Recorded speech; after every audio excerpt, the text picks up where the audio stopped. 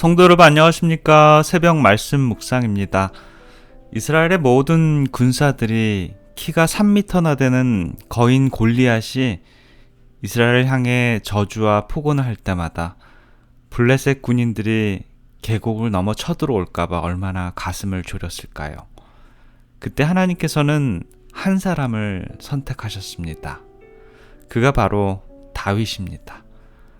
다윗은 아버지의 명을 받고 형님들이 참전하고 있던 전쟁터의 심부름을 갔습니다.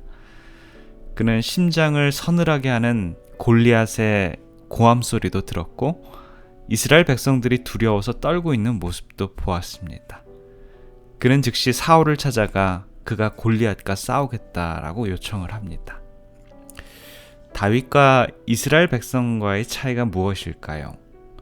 사무엘상 17장 1절부터 11절까지는 다윗이 전쟁에 등장하시기 전까지의 이스라엘 형편을 잘 설명해 주고 있고요. 이 부분에 한 번도 하나님이라는 단어와 하나님의 이름이 나타나 있지 않습니다. 그러나 다윗이 전쟁터에 나타난 때부터 그가 골리앗을 쳐서 죽일 때까지 기록하고 있는 사무엘상 17장 12절부터 49절까지 계속해서 다윗의 입에서 하나님의 이름이 연속적으로 터져 나오는 것을 우리는 볼 수 있습니다.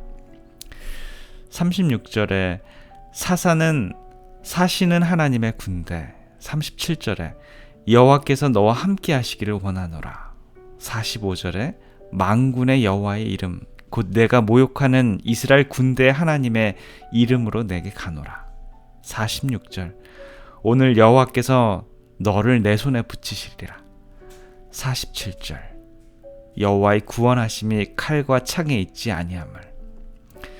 다윗은 이스라엘 군인들이 본 똑같은 환경과 처지를 같은 것으로 보지 않고 그는 환경과 처지를 넘어서 살아계신 하나님을 바라보았습니다. 그래서 그는 하나님의 이름을 불렀으며 하나님의 이름을 불렀다는 말은 그는 철저하게 하나님을 의지하고 믿었다라는 의미이지요. 다윗이 이스라엘의 왕이 되기 전에 그는 하나님을 믿는 믿음을 하나님께 보여주어야 했습니다. 그것도 가장 믿음을 행사할 수 없는 가장 극한 상황에서 그는 그러한 믿음을 하나님께 보여줄 수 있었죠. 믿음이 없이는 결코 하나님께서 원하시는 왕이 될 수 없었습니다. 그것은 과용이 아니라 하나님을 철저히 믿고 따르는 믿음이었습니다. 하나님을 믿는 믿음의 행사가 하나님의 참다운 왕이 되는 길이었습니다. 하나님께서는 믿음을 행사할 수 없는 극한 상황으로 다윗으로 하여금 하나님을 믿는 믿음을 행사하게 하는 그러한 환경을 만들어 주었던 것이죠. 미국의 시인 중에 카이저라는 시인이 믿음이란 시를 남겼습니다. 믿음이란 밤에 그저 무릎을 꿇고 기도드리는 것만이 아니다. 믿음이란 그저 어둠을 지나서 빛을 향해 나가는 것만은 아니다. 믿음이란 있을 수 있는 영광을 그저 기다리기만 하는 것이 아니다. 믿음이란 죄로 가득한 기쁨을 그저 미워하는 것만이 아니다. 믿음은 과감한 노력이요 장렬한 모험이며 어떤 상황 아래서도 능력을 행사할 수 있는 힘이다. 믿음은 용맹이며 불가능한 것을 가능케 하는 힘입니다. 우리가 믿는다고 말들은 많이 하지만 진정으로 우리는 다윗의 믿는 그러한 모습, 믿음을 실천하고 있는 삶을 살아가고 있는지 한번 생각해 봅니다. 아무리 힘든 일이 닥쳐도 어쩌면 생명까지도 위협하는 큰 시험과 시련이 몰아쳐도 하나님의 이름을 부르면서 대적하는 그런 원수들을 맞서 싸울 수 있는 그러한 믿음의 힘이 있어야 된다라는 것입니다. 예전에 다니던 교회 교우님이 생각이 납니다. 큰 수술 후에 2달이 지나도록 의식을 회복하지 못하고 전혀 진전이 보이지 않기 때문에 의사는 거의 포기를 한 셈이었지만 지금까지 남편의 입에서는 단 한마디의 불평이나 한숨 소리를 들어보지 못했습니다.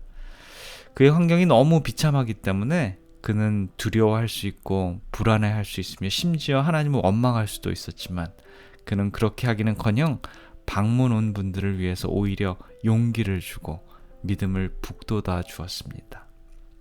아내분의 상태가 폐 기능이 점점 마비되어 가고 숨쉬는 기계만 뽑아버리면 즉시 돌아가실 수 있는 그러한 상황에 눈앞에 두고도 그분은 실망하지도 낙담하지도 않고 병실을 찾아오는 방문객에게 신앙의 용기를 주고 믿음의 말로 위로를 해주었던 그러한 기억이 납니다. 그분을 생각할 때마다 우리는 너무나 정반대되는 신앙의 길을 걷는 건 아닌가라는 생각을 해보게 됩니다. 누가 조금만 자존심을 건드리는 소리를 해도 불평하고 불만을 터뜨리죠. 누군가 나에게 조금만 섭섭하게 대하거나 어떠한 말을 했을 때 우리는 원망하고 우리들의 안색이 바뀌게 됩니다. 이러한 우리들의 모습들이 어쩌면 마귀와의 영적인 전쟁에서 패배하는 그러한 모습은 아닌지요. 제가 목회를 10수년을 하면서 가장 듣기가 거북하고 힘든 것은 어떤 분이 교회에 나오지 않겠다라고 선언을 하는 것입니다. 교회 누구누구하고 마음이 안 맞아서 교회에 출석을 하지 않는다라는 무기를 삼는 그런 분들을 보게 됩니다. 어쩌면 가장 저질적인 신앙인의 모습은 아닌가 하는 생각도 들기도 하고요. 자신에게 조금만 비위가 상하는 일이 있으면 입버릇처럼 교회에 나오지 않겠다라는 그러한 교우들도 있습니다. 목사라서 마음이 약해서 그런 소리를 들을 때마다 혹시나 다음 주에 교회 나오지 않을까 봐 걱정이 되기도 하고 기도도 하고 또 방문도 하고 했었는데 지금 생각하면 얼마나 어리석은 목회를 했는지요. 지금 이 순간 우리 자신의 신앙의 정도를 좀 살펴보길 원합니다. 목사 때문에, 장로 때문에, 집사 때문에, 교회 누구누구 때문에 집안에 어려운 일과 힘든 일이 들어닥쳐서 교회에 나올 수 없다고 말하고 있는 내 자신은 아닌지요. 어려운 난간에 기대어 장벽과 장애물들만을 생각하는 것이 아니라 우리 하나님을 믿고 의지하는 믿음을 가지시는 오늘 하루의 귀한 생애가 되기를 간절히 기원합니다. 기도하겠습니다. 사랑의 아버지 하나님, 오늘 저희들에게 우리 하나님을 바라보았던 다윗을 생각해보는 시간을 주셨습니다. 그는 장신의 골리앗을 바라보지 않았습니다. 70kg가 넘는 골리앗의 갑옷에 또 그의 긴 칼도 두려워하지 않았습니다. 다만 하나님과 그의 백성들을 욕보이는 골리앗을 향해 하나님께 도움의 요청의 기도를 드리는 다윗을 보게 됩니다. 아버지 하나님, 저희들 오늘 하루의 삶도 저희들 감당하기 힘든 업무와 또 성취해야 할 수많은 일들이 그러한 일들 때문에 주눅들지 않고 그 속에서 그 모든 것을 감당할 수 있는 힘을 주시고 또한 저희들을 인도해 주시는 우리 주님을 바라보는 믿음을 허락해 주시옵소서. 오늘 하루도 주님 저희들과 동행해 주시옵고 또 저희들의 그 믿음의 길을 인도해 주시옵소서. 우리 구주 예수 그리스도의 이름으로 간절히 기도드립니다.